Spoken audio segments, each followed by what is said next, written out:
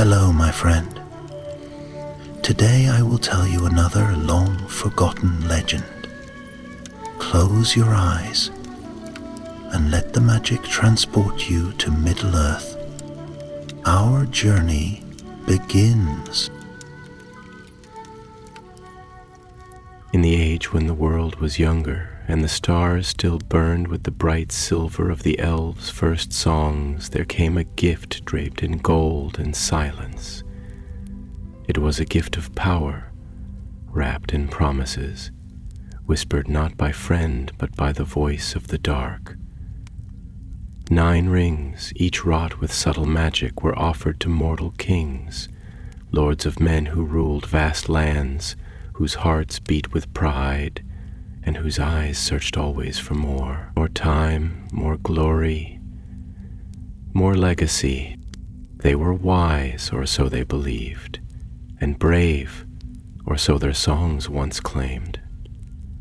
But the rings cared little for such things, for within each gift lived the will of Sauron the Deceiver, and through them his voice would soon weave into the marrow of those who wore them. The kings took the rings. They took them with hands that had held scepters, signed decrees, held newborn sons, and struck down their enemies. They took them with voices that had blessed harvests, commanded armies, and whispered lullabies. They took them believing they were masters of their fate, chosen among men, exalted by destiny, and for a time it seemed they were right. Their kingdoms flourished, their lives lengthened beyond mortal reckoning, untouched by age or illness. Their power grew like ivy over stone, wrapping around every corner of their dominion. The people bowed deeper, the wealth piled higher, the winds whispered their names with reverence, and even the stars seemed to shine longer for them. But the rings, the rings had other plans. Slowly, softly, like a shadow stretching at dusk, the change came. First in their dreams, which began to tremble with strange winds and distant eyes. Then in their waking, when food lost its taste and color began to fade from the world. They stopped laughing, they stopped sleeping, they stopped seeing the sun as warm, and began to flinch at its light. And in time they vanished. Not all at once, no, the Dark Lord was patient. One by one their names fell silent. Their thrones stood empty, their cities turned cold. Their hearts, once ablaze with ambition, flickered into silence. The kings were no longer kings, they had become something else entirely. Their bodies faded into shadows, their voices into wails on the wind. The world forgot who they had been, but they remembered. In secret, they rode. They became the Ringwraiths, the Nazgûl, the 9. Cloaked in black, crowned in silence, they wandered Middle-earth as Sauron's dread servants. Each step they took turned the grass to ash. Each breath they drew chilled the air. They did not hunger, they did not thirst. They obeyed. Yet beneath the veil of shadow, behind the shrieks that split the sky, fragments remained, memories, echoes of laughter long gone, the taste of sweet wine, the scent of cedar and smoke, the sound of a child's voice calling Father. These things flickered at the edge of their being, painful, haunting, fleeting. They did not speak of them, but they knew. There was once one among them who had ruled in the north, a king with hair like dusk and eyes that could command storms. He had stood atop snowy cliffs and sung to the wind once. He had held his wife's hands in winter and whispered her name into her hair. Now he walked in silence, his crown invisible, his name forgotten. The stars he once admired recoiled from him, and yet sometimes When the mist parted and the world was still, he would pause and turn his head as if listening for a song he could no longer hear. Another had been a prince of Harad, whose palace had been carved into the red cliffs like a jewel set in the earth. His halls had echoed with music, and his steps had once been followed by petals, scattered by handmaidens who feared neither death nor love. He had worn silks, and his laugh had drawn the envy of poets. Now he rode in armor that drank the light, and his voice was a hiss, a memory of fire and sand. And so the nine drifted through time, their stories bleeding into legend, their faces erased from the world. To the people of Middle-earth, they were no longer men, they were myths, nightmares, whispered curses that haunted campfires and creaked in the bones of old trees. But the Nazgûl were not myths, they were real. And they had not forgotten. When Sauron stirred again in the east, like a storm rising beneath the earth, it was they he summoned. The Eye, wreathed in flame, called out, and across the barren lands, through forest and mountain, the nine awoke. One by one they rose, their cloaks catching no wind, their forms shrouded in cold. They did not speak. They did not need to, for the ring had been found, and so the hunt began. Not in haste, nor in rage, but in silence. For silence was the language of death, and the nine were its scribes. Across the Anduin, beneath the pale moonlight, their black steeds carried them with no hoofbeat, no breath, no soul. Birds fell silent, waters stilled. Even the stars turned their faces away, and the world, feeling their passage, trembled. But still, they remembered, even as they searched the world for the one that bound them.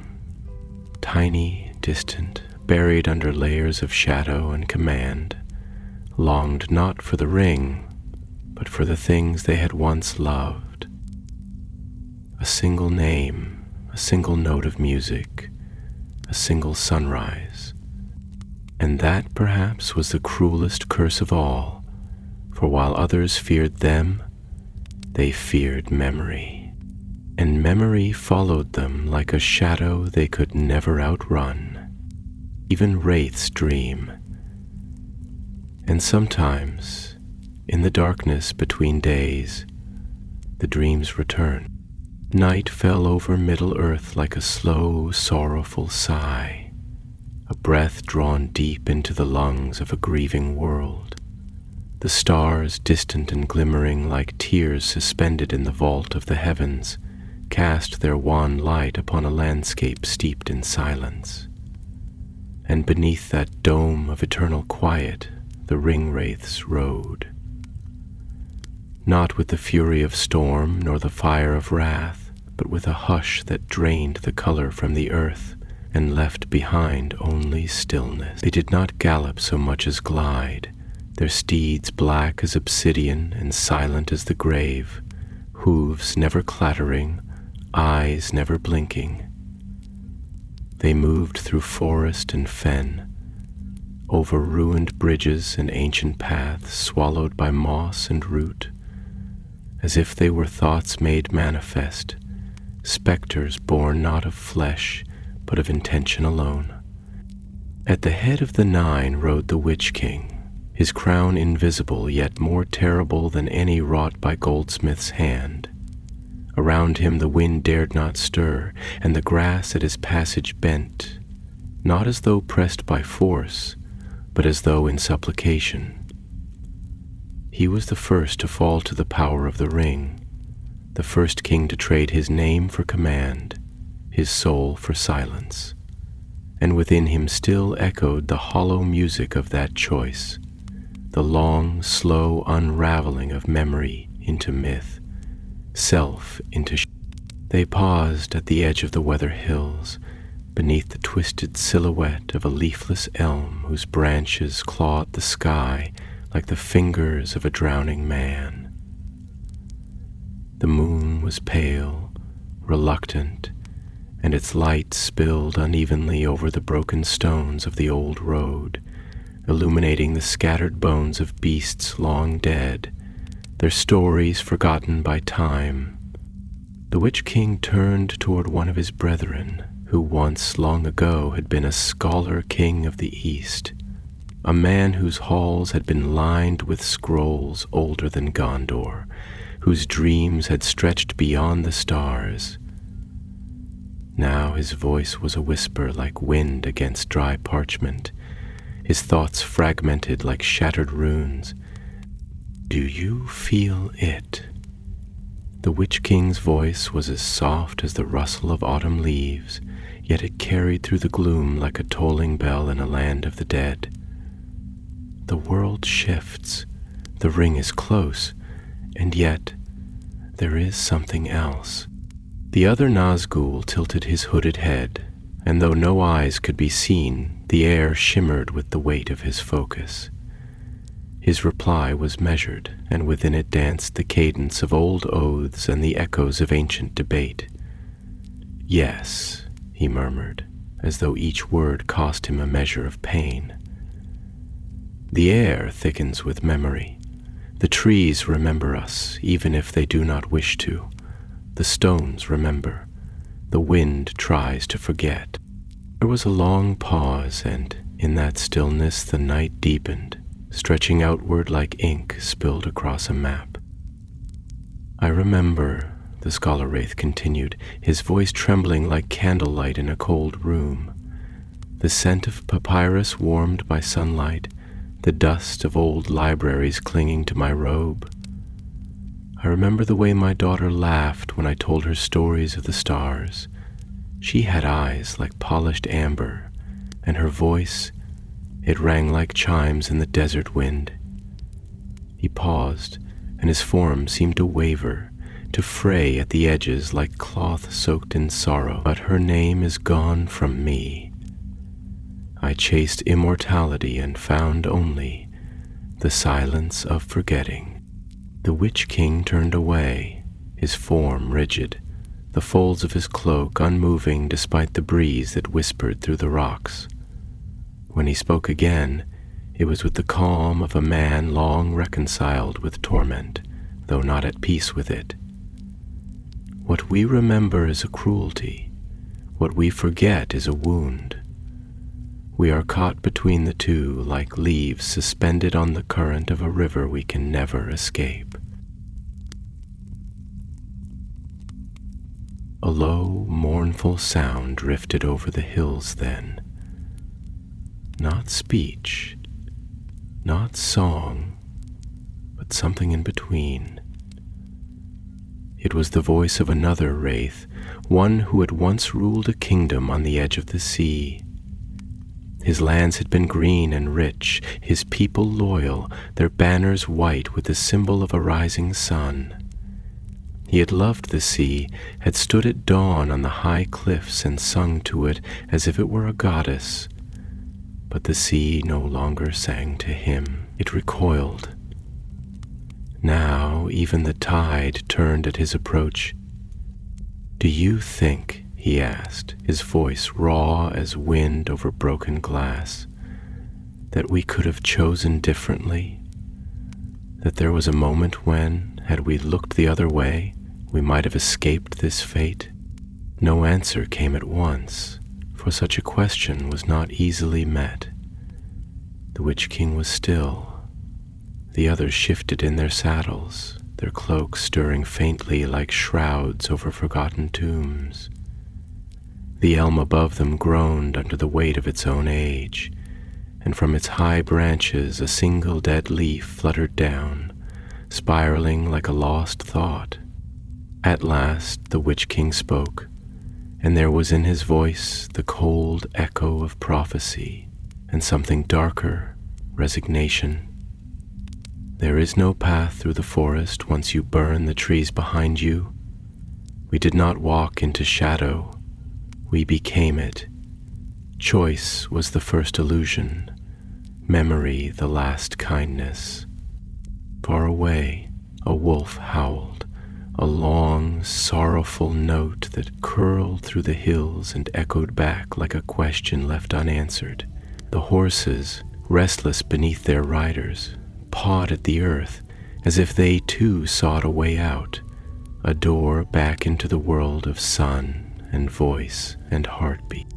And then the Witch King raised his arm, a gesture slow and deliberate, and the 9 turned as one, guiding their steeds toward the north. The wind grew colder, the stars dimmer, as if the sky itself shrank from their passage. The road ahead wound through forgotten ruins and tangled woods, through the dreams of sleeping stones and the nightmares of the weary earth. They did not speak again that night, but in the silence that followed, each wraith felt the echo of the question ringing in the bones of the world. If a man becomes a shadow, does he still dream of light? And somewhere, faint and almost imperceptible, a fragment of a melody stirred in the wind. A lullaby, perhaps, or a prayer? But it was not for them. It was never for them. The dawn that came did not come with the warmth of comfort or the golden reach of hope. It was a gray, indifferent bloom that stretched across the sky like a weary sigh. Pale light unfurling over the ridges of the northern hills, with the softness of ash settling after a fire long burned. The clouds moved slowly, heavy with unfallen rain, and the wind crawled across the land like something injured, low and persistent, whispering not in gusts, but in broken murmurs, as though recounting secrets too old for even the mountains to remember.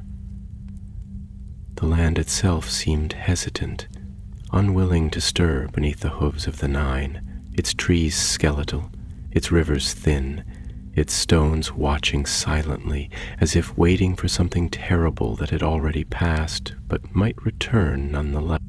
They rode through this silence with the solemnity of a funeral procession, though no bier was borne and no mourning sung. The Witch King led them northward, along the remains of a road built in another age, an age when kings still built for beauty and roads were made not just to carry armies but to guide pilgrims to places where wonder still bloomed. Now the road was cracked and crooked, overgrown in places by stubborn grass and gnarled roots that curled like the fingers of buried giants. The stones beneath their steeds' feet were slick with dew and veiled in the sorrow of forgotten footsteps. It was in this solemn march that one among the 9, a tall wraith whose bearing spoke still of dignity even beneath the black hood of his ruin, slowed his mount until he rode beside the Witch King. His name, once spoken with reverence by sailors and wise men, was lost now, but he had been a sea king, a lord of isles bathed in sunlight and storm. His voice, when he chose to use it, was deeper than the others, like the echo of waves in a cave of basalt and bone, and as he spoke, his words unspooled like kelp drifting in the tide, slow, graceful, weighted with memory. There was a time, he said, his tone a meditation more than a statement, when the winds sang to me, when I stood at the helm of my vessel and listened, truly listened, to the salt in the air, the cry of gulls, the creak of wood beneath me, and I believed the sea itself was speaking, not in the tongue of men, but in something older, something truer. I thought myself part of it, a chosen voice in the great chorus of the world, and now? He fell silent for a moment, as if even in this half-life he needed to gather breath. to brace against what he was about to admit. Now the sea does not speak, it recedes, not with anger, nor with grief, but with indifference, as if it has forgotten I was ever its child. The Witch King's head turned slightly, though no face could be seen beneath the folds of his hood. When he replied, it was with the cool deliberation of one who had long since accepted the truths that others still tried to resist.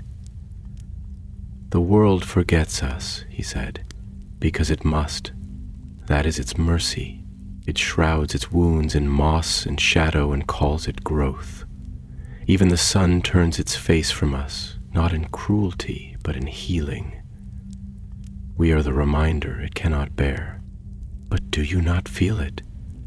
The sea wraith pressed, and his voice trembled not with fear, but with yearning, raw and unmet. "There is something still within us, a flicker, a flame behind the veil.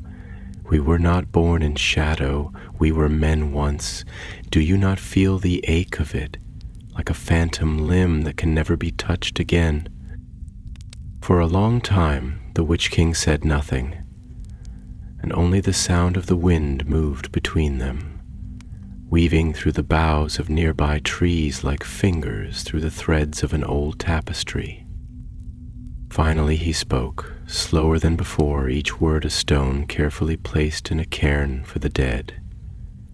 "Yes," he said, "I feel it, but it is not a flame.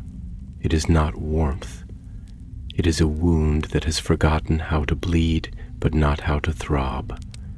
It is the echo of the word home spoken by a voice we no longer possess. It is the shape of the sun behind closed eyes." The sea wraith bowed his head, and for a moment the folds of his cloak fell like mourning drapery around him, obscuring the shape of the man he once had been. As they crested a low ridge, the land beyond opened like the slow unfurling of a scroll, revealing a valley rimmed with pale birches and silvered willows, their leaves glinting with frost. A small stream ran through its heart, barely more than a trickle, but its path glittered in the light, winding like a sliver of moonlight set into the earth. Mist hung low over the ground, curling like breath from a dreaming beast. The Nazgûl slowed as they descended into the hollow, the horses moving with uncanny grace, hooves never cracking a twig nor splashing the shallow water. And it was here, in the soft hush of the valley, that another spoke. A voice thinner than the others, barely a thread of silk pulled through a thimble of ash, the youngest of the 9, if such a term still held meaning. He had been a poet once, a singer in the courts of a king, before envy of the crown's weight had led him to wear one of his own. His hands had penned verses that once made queens weep and warriors pause. Now they clutched reins with fingers that no longer felt. "I dreamed," he said quietly, his voice the echo of rain on old parchment. "Last night, or what passes for it, I dreamed I stood in a field of gold, not of coin or treasure, but of wheat, tall and bending beneath a summer wind. And there was a child, no face, only the idea of one. They took my hand, and I wept, not in fear, but in release. When I woke, I did not wish to wake." The Witch King looked upon him, and though he said nothing, the silence that followed was a silence thick with shared understanding. It was not mockery that hung in the air, but the deep, aching pity of those who have long forgotten how to weep, but remember the shape of tears. And as the mist curled around them, and the stream whispered to stones that had never known fire, the Nazgûl rested, if such a word could be used for those beyond rest. They did not sleep. They did not eat. But for a few moments they stood still in the valley of frost and fading light, and the world, sensing their presence, held its breath. For even the land remembered the horror of their names. But deeper still, it remembered who they had been.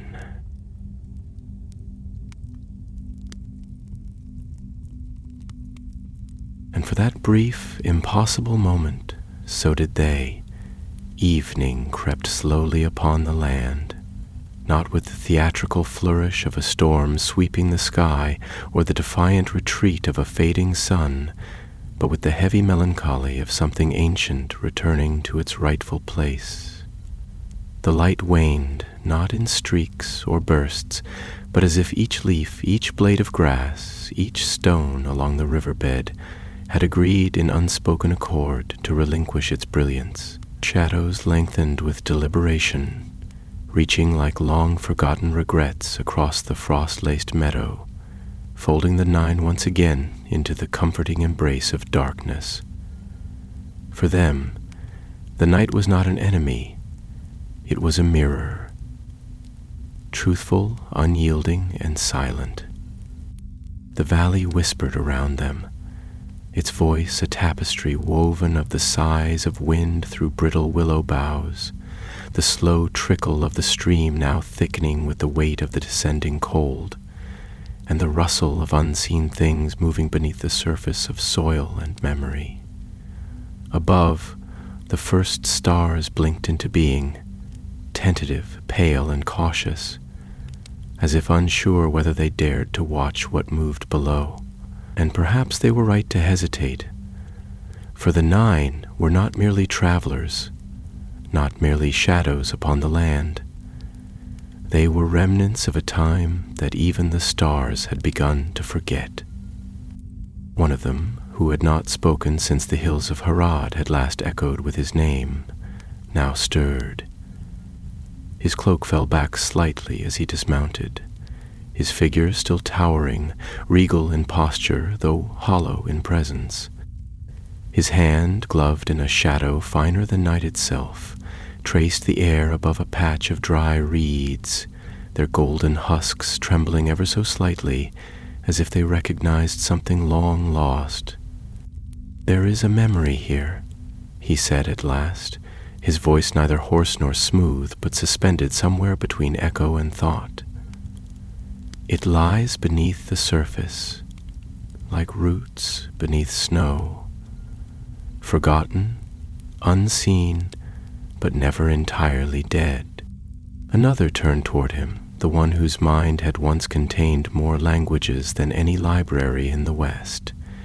His voice, when it came, was brittle, like the cracking of ice over deep water.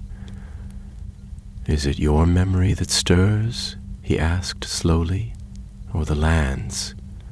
For I have found of late that I cannot tell the difference.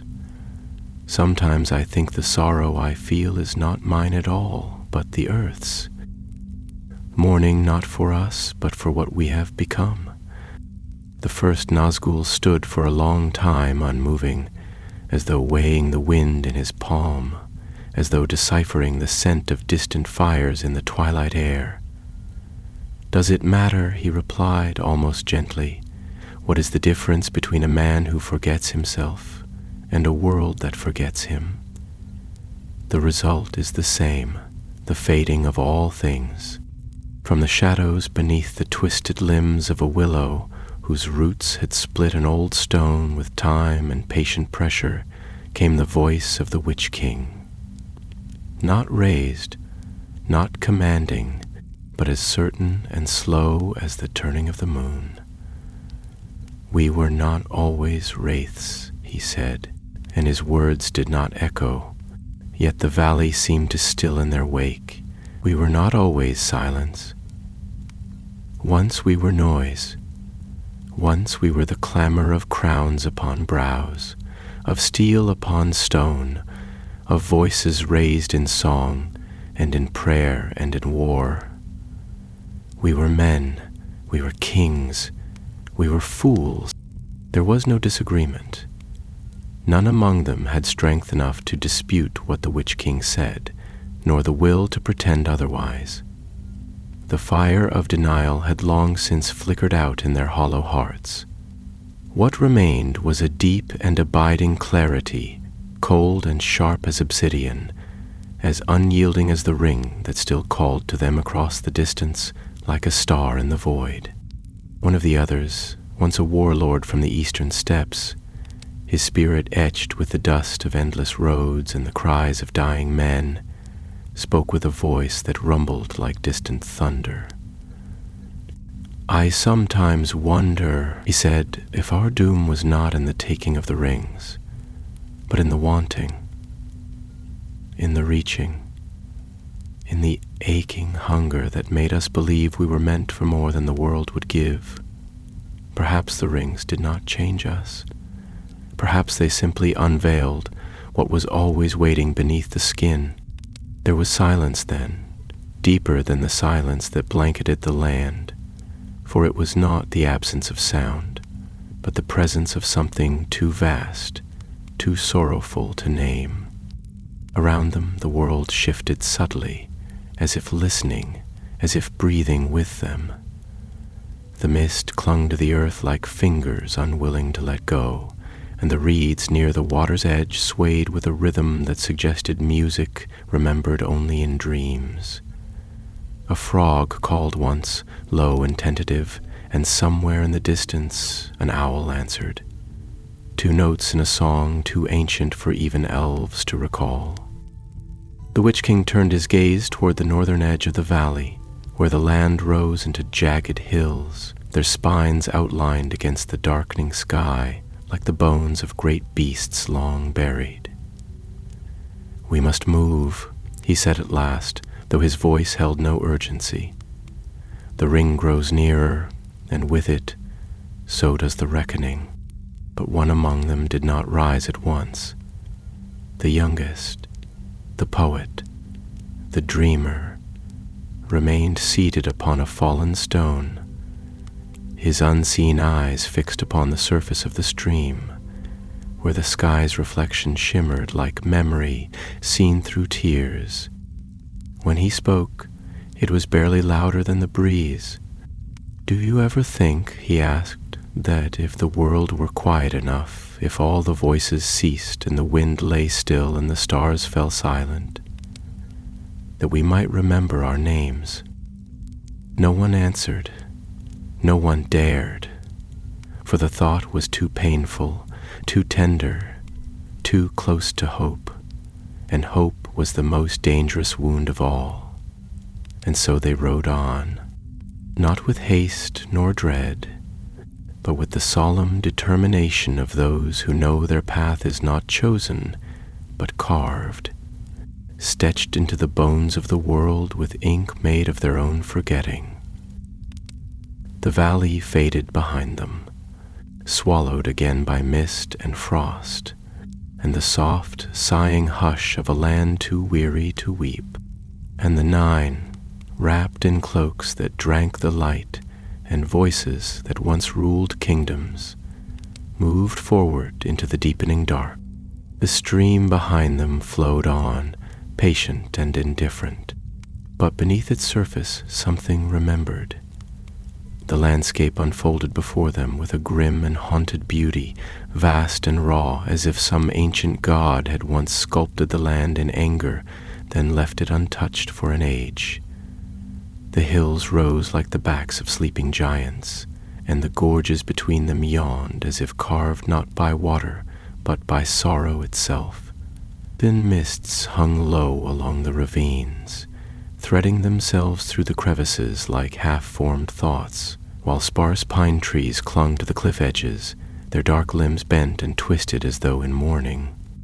The soil underfoot, when visible, was ash-gray and veined with roots that reached up like pleading fingers. Far above, the clouds moved slowly, dense and metallic, pregnant with a rain that refused to fall, hovering between promise and memory, like a thought never spoken aloud.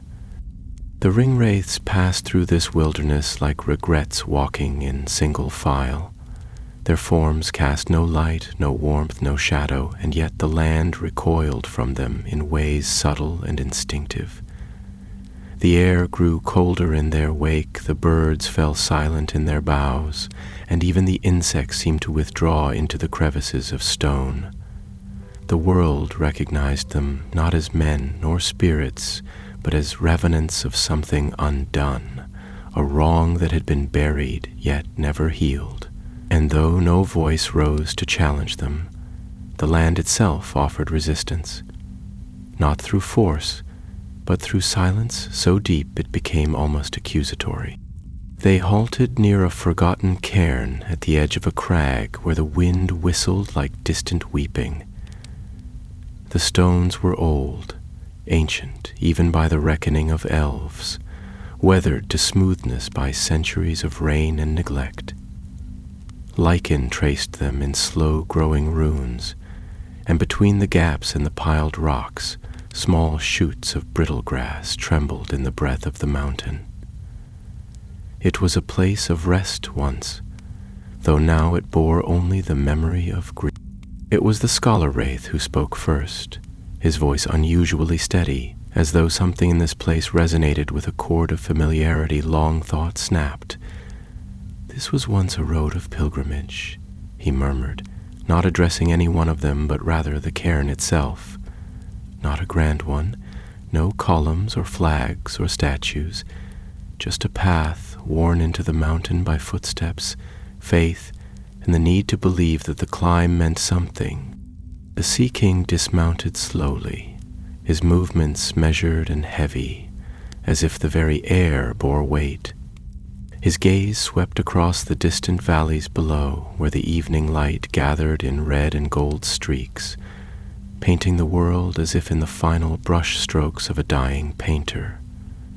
He spoke without turning. "I remember such places, not this one perhaps, but others like it, places where people walked not for glory or conquest, but to lay down burdens too heavy to carry further. You would leave something here, a stone, a word, a memory. And in doing so, you believed, perhaps, that the gods would unburden you." The Witch King stood beside the cairn, motionless as ever, yet something in the angle of his head suggested contemplation. His voice, when it came, was colder than the wind, but slower too, as though it had grown tired of its own sharpness. "And what would we leave if we could?" he asked. "What token do we have that might be laid upon this altar of forgiveness? A shard of our former selves? A regret still clinging to the shape of a name?"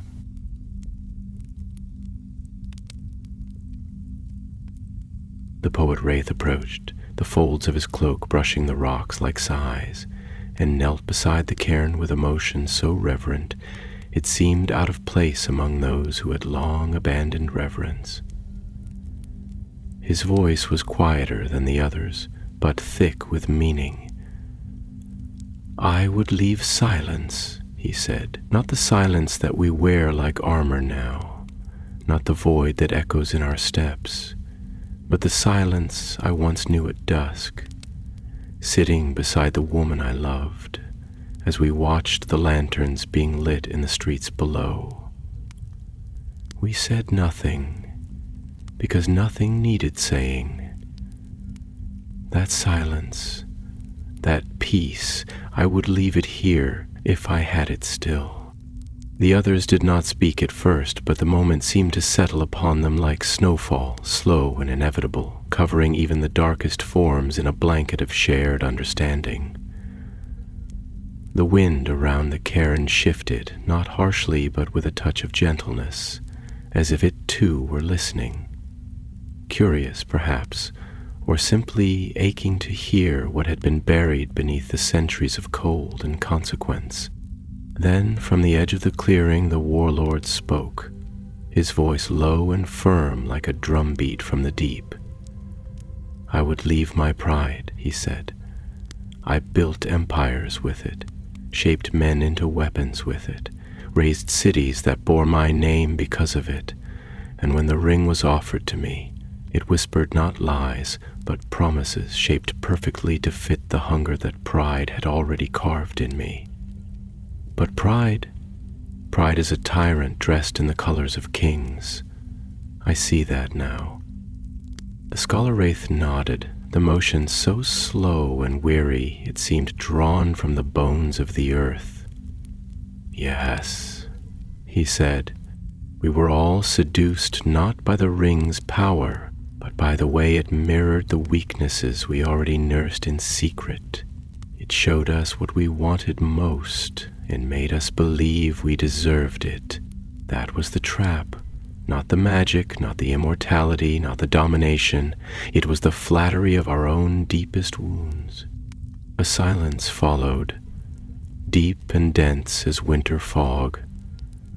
And in that silence, a memory stirred.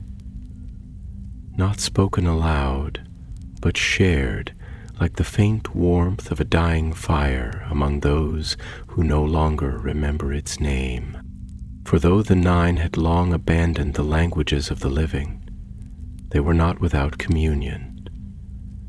Their shared sorrow, their shared path, their shared loss, it bound them deeper than any oath of steel or parchment.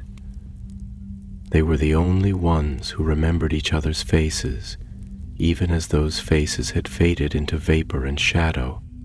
And in that shared remembering, however dim, there was still the whisper of something that once resembled humanity. As twilight fell in earnest, and the sky turned to slate above them, they mounted once more. The cairn behind them remained, untouched, yet marked by their presence in ways no stone could show. They said no prayers, they offered no songs, but something passed between them that night, unspoken, ancient, and terribly fragile. And the road stretched on ahead, winding between the mountains like the tail of some great serpent, dreaming of darker days. Above, the stars blinked in silence, keeping their own counsel. Below, the world held its breath, and the 9 moved forward, not out of obedience nor rage, but because there was nothing else they could do. The path led them westward now, winding through a region where the mountains thinned and gave way to rolling hills clad in ancient heather and wild grasses the color of dusk. It was a place not often marked on maps, a hinterland known only to shepherds and ghosts, where the stones rose from the earth like half-buried memories, and the wind sang in voices long dead. Here the world seemed older, not merely in years, but in essence, as if time had curled inward upon itself and pooled beneath the soil. The trees, scattered and stooped, bore bark like aged parchment, and their branches reached not toward the sun, but downward, as though in mourning, or perhaps prayer. The air was cooler here, carrying with it a scent of water and loam tinged faintly by something older than either, something metallic and sharp, like the tang of memory cut open. The sky above had turned the deep indigo of approaching night, and a fine mist began to gather in the hollows between hills, clinging to the grass like dew and crawling over the ridges with the quiet determination of time itself. Even the stars seemed reluctant to show themselves, flickering dimly behind thin veils of cloud like watchful eyes, uncertain of what they beheld. It was in this quiet that one of the 9, he who had once been a philosopher king, whose realm had prized thought over steel, whose hands had once held scrolls rather than swords, broke the stillness. His voice, though muted by the centuries, still carried that cadence of contemplation, the slow rhythm of a mind that had once sculpted truth from silence. "I have begun to wonder," he said, not loudly, and yet all of them heard him, "whether we ever truly sought immortality for its own sake. I think perhaps what we desired was not eternity, but escape. The one who had once been a warlord turned his hooded head slightly toward him, the darkness of his cowl stirring with emotion. "Escape from what?" he asked, his voice a low thunder under the earth. "From death? From judgment? Or from ourselves?" The philosopher gave a long pause before answering, and even the breeze seemed to still, waiting for his reply. "From limitation," he said at last, "from the unbearable knowledge that we are finite, that no matter how high we rise, how deeply we think, how justly we rule, there comes an end. The end is always waiting. It is written into the marrow of every moment we love, and that knowledge, it hollows a man." The poet, who rode some distance behind, spoke next, his voice a whisper full of longing. "Yes, there was a moment once, just after I accepted the ring, when I stood upon a high balcony in my city, watching the stars through a veil of fog. And I remember thinking, with this power, I will finally be free of the fear that steals sleep. I will no longer wake in dread of forgetting her face, of losing the sound of her laughter. But I was wrong. The ring did not preserve those things. It devoured them. The Witch King said nothing for a long time, his silence heavy, thoughtful. The land around them darkened as the moon rose, pale and wide, its light catching the mists and turning them to silver threads woven through the hills. A brook murmured somewhere in the distance, its song fractured by rocks yet persistent, like an old story still trying to be heard. Finally the Witch King spoke, and his voice was quieter than usual, almost distant. "Do you remember," he asked, "the first time you saw your own shadow stretch long across the ground at dusk, when you were still young enough to run from it but old enough to know it would follow you? I do. I remember standing on a balcony of black marble looking west as the sun sank behind the sea and watching my shadow stretch into the banquet hall behind me. I realized then I could never outrun it, and perhaps deep down I never wanted to. Perhaps I sought to become it, to shed all the softness, the uncertainty, the trembling questions that made me human." There was a long silence after this. None dared to fill it quickly, for the weight of such a memory lingered like perfume from a sealed letter opened too late. Then the scholar, who had spent his mortal life seeking to name the stars and count the ages of the world, added his voice. "Is that not the tragedy of knowledge?" he said, his voice thin but piercing, "that the deeper we search, the more we uncover the shadow at the heart of all things? That the truth, in its purest form, does not comfort but estranges? That the secret most terrible is not that we are small, but that we are not meant to last?" Their steeds moved slowly now, as if the earth beneath them grew heavier with each step. The hills loomed like sleeping thoughts, and the mists pressed close, weaving in and around the riders as though to listen, as though they too sought understanding. It was then that the youngest of them all, the one who still dreamed, the one whose voice trembled with the ghost of music, spoke into the hush. "What if," he said, "we were not meant to last, because beauty is not meant to be possessed? What if all our striving to keep, to claim, to master was a mistake? Perhaps beauty exists only in passing, in the way the morning light strikes a dew-covered leaf for a single breath of time before it is gone. Perhaps we became wraiths not because we reached too far, but because we clutched too tightly." None replied, but in that moment a shift occurred, not in the world, but in the silence between them. It was a silence no longer made of emptiness, but of shared burden.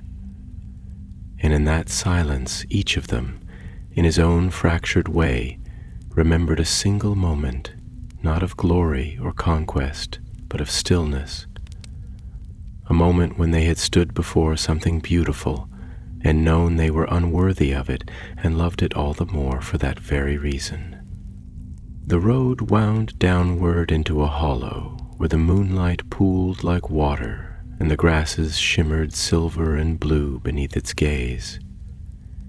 The air was cool, tinged with the breath of unseen flowers blooming in defiance of the dark. And as they passed through this place, their voices stilled, not because they had no more to say, but because the world around them asked for quiet. And they gave it. Not as conquerors, not as kings.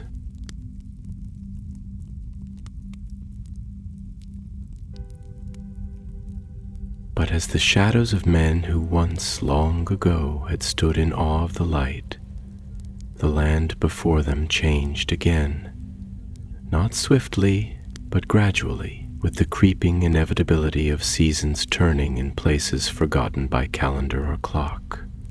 Hills gave way to lowlands, where marshes stretched in quiet labyrinthine sprawl beneath a heavy sky, and the earth became soft beneath their steeds' hooves, exhaling damp, musky breath through moss and sedge.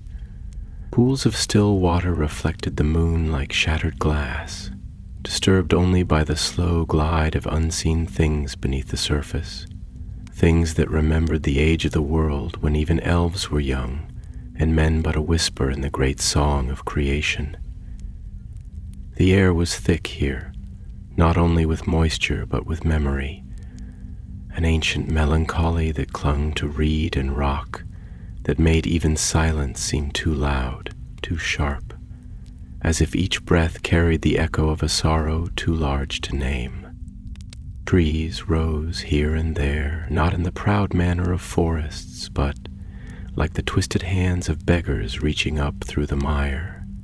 Their roots sank deep into black water, gnarled and bloated, while their limbs twisted skyward in painful, aching arcs, bearing leaves of a sickly hue, brittle as old bones.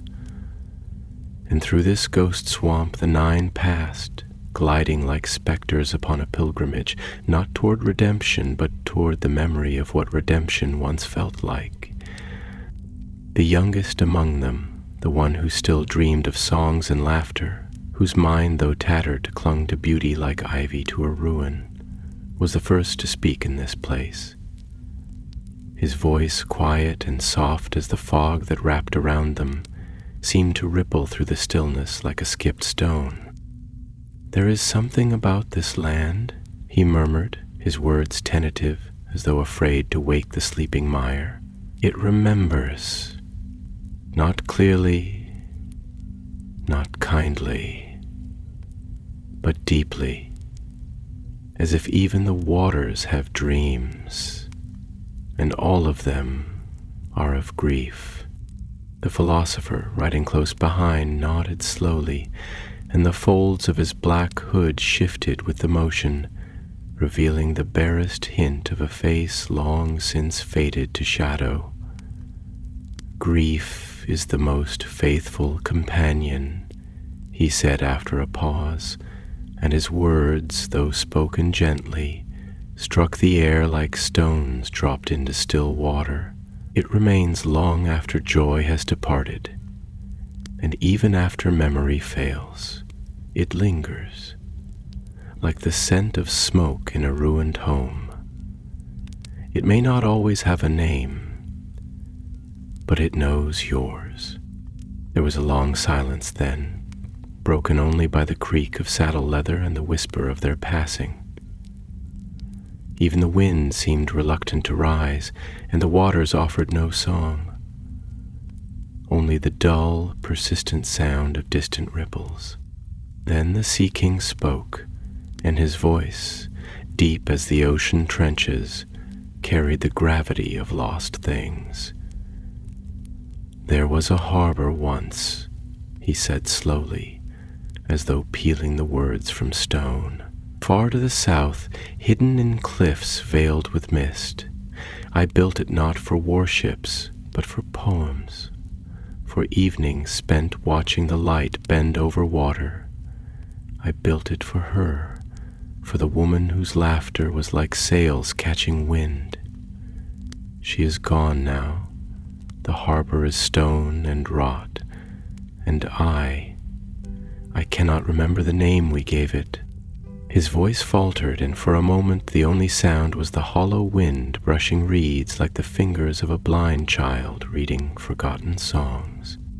The Witch King turned his head slightly, as if to listen more closely to the wind, or perhaps to the silence beneath it. When he spoke, his voice was slow, careful, as if tracing the edge of a blade long buried in the soul. "Do you ever wonder," he said, "whether we could have been forgiven if we had turned back early enough? If, before the last light left our eyes, we had cast off the rings and fallen to our knees, not in defiance, but in surrender?" The warlord, his form massive and unmoved, answered with the softest of growls, but his words carried more weight than any shouted curse. "Surrender is only redemption when the soul still remembers what it bows to. We passed that crossroad long ago, and now the road behind us is ash. But even ash," said the poet quietly, "was once a tree, and every ember remembers the fire." That line lingered in the mist between them, not as argument, but as question. Not as hope, perhaps, but as its echo. They rode for a time in silence, not because there was nothing to say, but because their thoughts had grown too large for speech. Around them, the marsh pulsed with quiet life, the distant croak of unseen frogs, the sudden splash of a fish breaking the surface in some silent panic, the gentle drip of water from overgrown branches. The air smelled of earth and rot, and something sweeter beneath, something floral and faint. Perhaps the ghost of blossoms that bloomed in springtimes long past. Even decay, it seemed, carried beauty, if one listened closely enough. It was the scholar who finally broke the quiet again, his voice weary but clear. "Perhaps," he said, "our tragedy lies not in the evil we served, but in the belief that we were the authors of our own stories. The ring did not steal our will, it shaped it, like a mirror tilted slightly, showing us a path we believed we had chosen. But perhaps choice itself was always an illusion, and we were only ever walking the lines fate had drawn for us." "No," said the Witch King with a certainty that chilled the air. "The lines were drawn, yes, but we held the quill. We pressed it to the page, even knowing the ink was made of our own pride." A pause, a stillness. Then the warlord spoke again, his voice quieter than before, but steadier. "Then perhaps it is not too late to write something else. Not redemption, no, that road is gone, but truth at least, the telling of it. If nothing else, let us be honest at last about who we were and what we became." Their path turned then, climbing out of the mire and toward a ridge where stones rose like teeth, ancient and jagged, bearing strange carvings half erased by wind and time. And as they ascended, the sky above them cleared just enough to reveal the stars, cold, distant, and immeasurably vast. They watched in silence those 9 hollow kings, and something passed between them, not warmth, not peace, but recognition. For in the stars they saw not destiny, but distance, not hope, but truth. And in that truth, for the first time in many long years, they did not turn away. The wind had shifted by morning, rising slowly through the gullies and cracks in the hills, like the breath of some ancient beast just stirring from slumber, its exhalation stirring the dew-heavy grasses and shivering through the crowns of the trees that lined the edge of the ridgeline, their roots clawing desperately into the stony soil. The land here was neither mountain nor plain, neither wild nor tamed. It existed in a kind of solemn in-betweenness, a threshold between the high desolations of the north and the deep secret valleys of the west. Every step the nine took stirred the dust of forgotten paths, trails once carved by barefoot pilgrims and old wandering healers whose songs had not been sung in an age. The road, if it could still be called that, was narrow, broken in places by time and frost, but it held the ghost of direction, a quiet pull in the earth itself that seemed to whisper forward, always forward, as though even the stones had surrendered to the inevitability of movement. They rode without words for a time, the air filled only with the low rustle of leaves brushed by unseen hands and the distant slow rhythm of a raven's wings as it passed overhead, circling wide, perhaps curious or merely bearing witness. But beneath the silence rode other things too. Unspoken thoughts, memories cracked and worn thin like old silver coins, too faint to spend but too precious to cast away. The nine were not as they had once been, even a few days past. Something had shifted in them, not as fire shifts into flame, but as embers shift into ash, slowly, imperceptibly, but undeniably changed. It was the philosopher who finally broke the stillness, his voice rising from beneath his hood like a breeze caught in a library of ruins. "There is something in the air today," he said softly, more to the road than to any of them. A tension, a thinning, as though the veil between things has grown fragile, as though the past presses close, as if it wishes to speak. The poet nodded from behind, his shadow long and wraith-thin in the morning light. "Yes," he murmured, his tone wistful, as if already listening. "It is the kind of day that begs to be remembered before it even ends." The warlord, less accustomed to such musings, but no stranger now to the thoughts they carried, shifted slightly in his saddle. "You speak of memory as if it were a gift," he said, his voice low, steady, bearing the weight of stones rolled uphill. "But for us, is it not more a punishment? A thing we once begged to retain and now would pay anything to forget?" The philosopher turned slightly, the folds of his cloak stirring with the movement, and when he answered, it was with the weariness of one who has carried the same thought for many lives. "Perhaps, but even punishment can teach, even pain can bear fruit if one is willing to taste bitterness. We are what we remember, even in this half-life, and if we have nothing left but memory, then let it be honest." The Witch King, who had remained still and silent for hours, at last stirred, his steed coming to a slow halt upon the narrow path. The others, sensing the shift in him, paused likewise. He raised his head, and though his face could not be seen, there was a gravity to him that drew the air itself close. When he spoke, his voice was slow and measured, not cold but deliberate, as though forging each word from the remains of something long buried.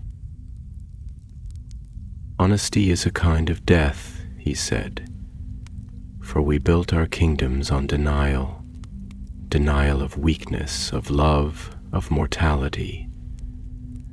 To remember truly, to strip away the lies we told even ourselves.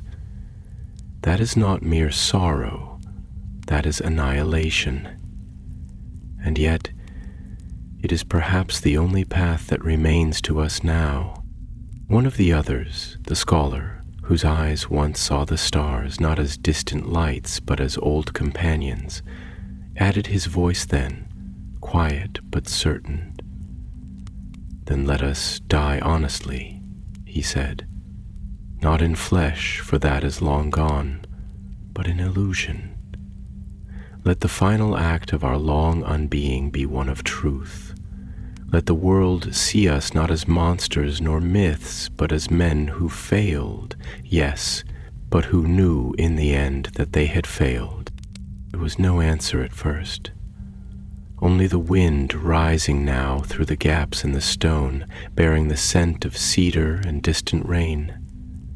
The clouds above had thickened slightly, their bellies full with storm, though no lightning yet crowned their edges. Far below, a river wound through the valley like a silver snake, its curves ancient and gentle, its waters gleaming with the reflection of things long gone. Birds flew low across it, and the trees that lined its bank leaned toward its current like old friends. As they descended into that valley, their path becoming softer, grass replacing stone, the mood among them grew quieter still, not mournful, but thoughtful. The youngest spoke again, his voice fragile, but still laced with the music of memory. "I wonder," he said, "if she would know me now, if she would see the shape beneath this shadow and remember the boy who brought her violets in the spring. Would she flinch? Would she weep, or would she simply look away?" His words lingered in the air like the fragrance of those same violets, fragile, persistent, not entirely welcome. The Sea King, who had once commanded fleets and feared nothing but silence, turned to him gently. "Perhaps she would do none of those things," he said. "Perhaps she would forgive, not because you deserve it, but because love in its purest form does not measure worth. It only sees the ache, and perhaps that is enough." They reached the river by dusk, its banks soft and green, the grasses humming faintly with the sound of life. Crickets, frogs, the distant calls of unseen birds settling into their night roosts. The water moved with purpose but not haste, a kind of serene inevitability that spoke of time not as a tyrant, but as a companion walking at one's side. The 9 dismounted and stood there in silence, watching the current, each of them lost in thought. And the Witch King, after a long while, knelt by the water and touched it with the edge of his gloved hand, not to command it, not to test its strength, but simply to feel it move. He said nothing, but the gesture, small though it was, passed through them like wind through branches, and something ancient in the earth seemed to sigh.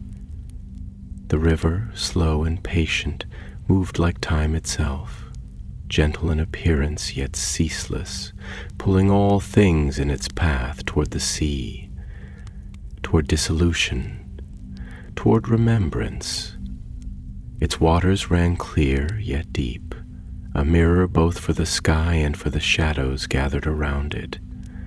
And the Ringwraiths, though they cast no reflection upon its surface, stood beside it in a stillness so profound it seemed not of this world. The sun had long since vanished behind the hills, leaving only a burnished twilight smeared across the horizon like the final brushstroke of a weary painter.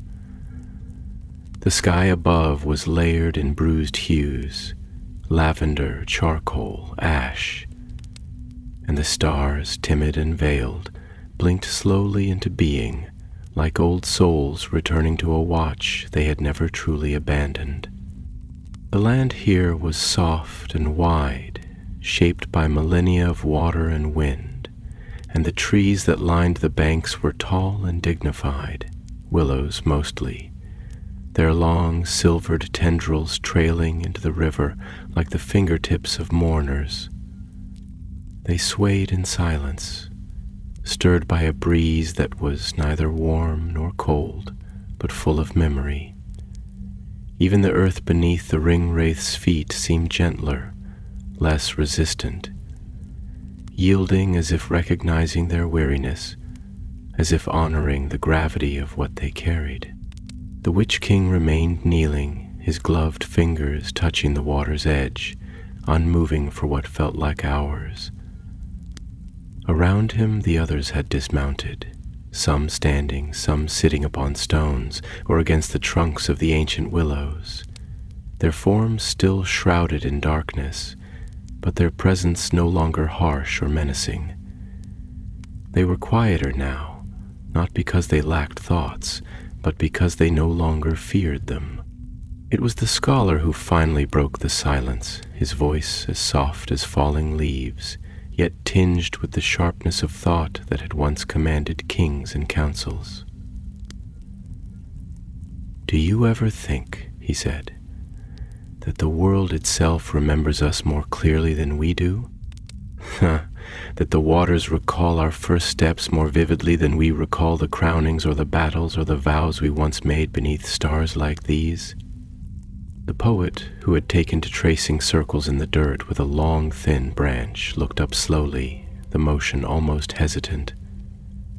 "I believe it does," he answered, "though not out of cruelty. The world forgets nothing, but it does not linger. It does not ask us to remember.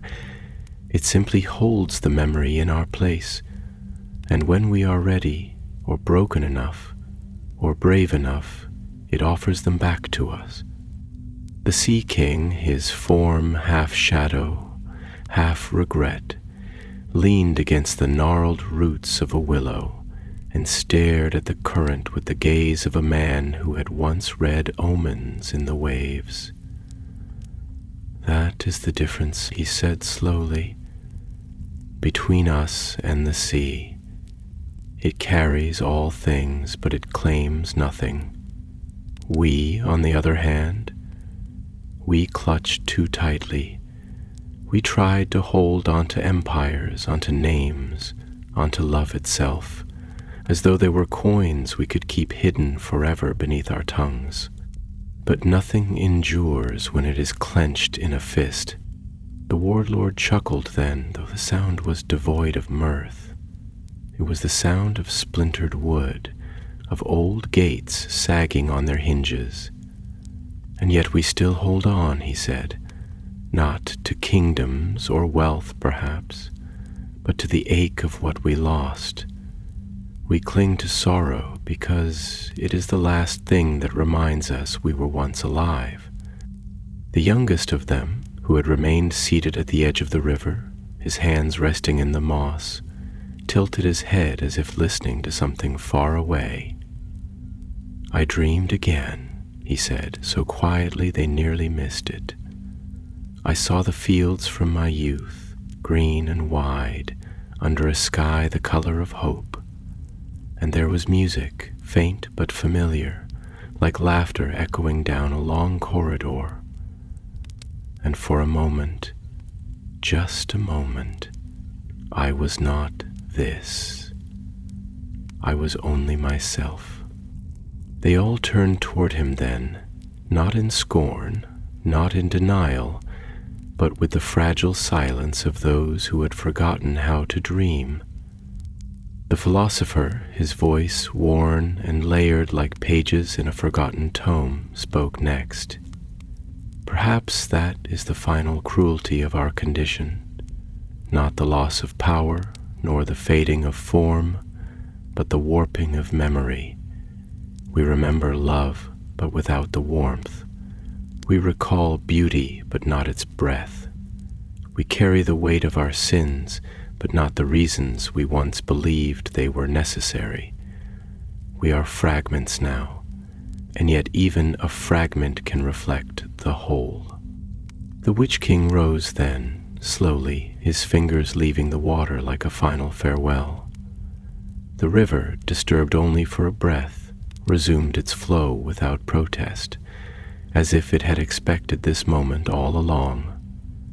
He turned to face them, and though his form was as dark and terrible as ever, there was something changed, an absence of menace, perhaps, or the presence of weariness so deep it had become clarity. "We are close," he said, and the words were not command but simple fact. The ring draws nearer. Its shadow touches the world again, and we are called. But we are not as we were. The others rose, one by one, as if summoned not by his words, but by the truth within them. They stood not as conquerors, not as wraiths, but as men who had walked too far and carried too much, and who now, at the edge of all things, found themselves still standing.